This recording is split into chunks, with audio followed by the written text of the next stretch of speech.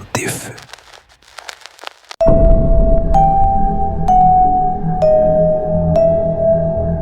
Ako si Mika.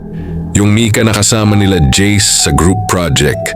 Oo, yung biglang nawala, pero bago ako tuluyang nawala, may mga nangyari. Hindi ito basta kwento.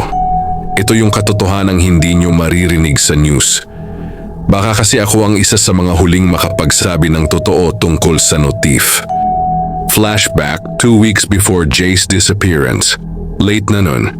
Mga 2:57 AM habang gumagawa kami ng project sa GC.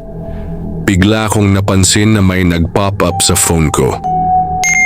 Notification pero walang app source. As in, walang icon, walang name. Ang nakalagay lang, may nanonood. Binalewala ko lang. Akala ko glitch or prank nila Ron. Pero ilang segundo lang, may tumawag. Private number. Nag-vibrate lang phone ko ng matagal. Walang ringtone. Tapos bigla itong namatay. Pagbukas ko ulit may bagong notification.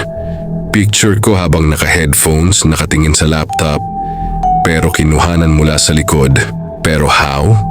Nasa kwarto lang ako mag-isa. Kinabukasan, nagtry akong i-scan phone ko, i-delete apps, mag-factory reset. Pero kahit anong gawin ko, bumabalik yung notif. Every 3 AM, laging message na may image. At sa bawat image, palapit ng palapit sa akin ang kumukuha. Tinanong ko si Jace kung nakatanggap rin siya ng ganun. Sabi niya wala, pero nung sinabi ko sa kanya exact time ng notif, napatingin siya sa akin, parang may alam siya. Jace, anong meron sa oras na yon? Bakit parang takot ka rin? Tanong ko kay Jace. Huwag kang mag-scene, Mika, sabi niya. Kahit ano pa makita mo, huwag mong i-click. Flashback, Mika investigates alone.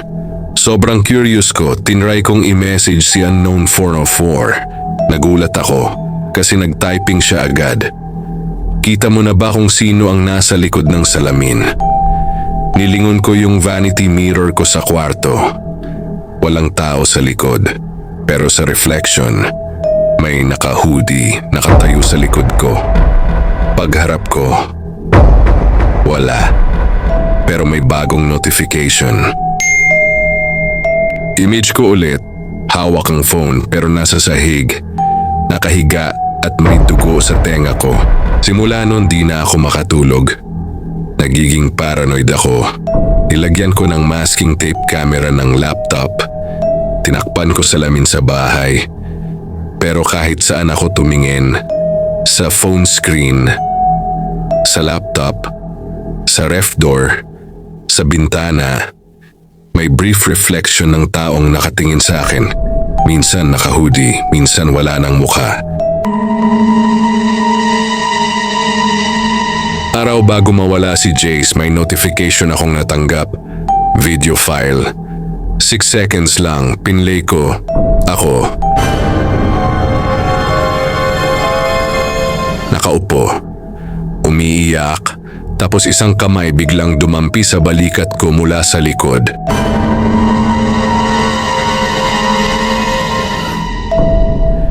Ilang segundo lang dumilim ang video. Tapos biglang may nakatayo sa likod ko. Di na ako lumaban, naintindihan ko na. Lahat ng nakausap ni Unknown 404, lahat ng nag-scene, nagiging susunod na biktima. At ako, naging tulay para kunin si Jace.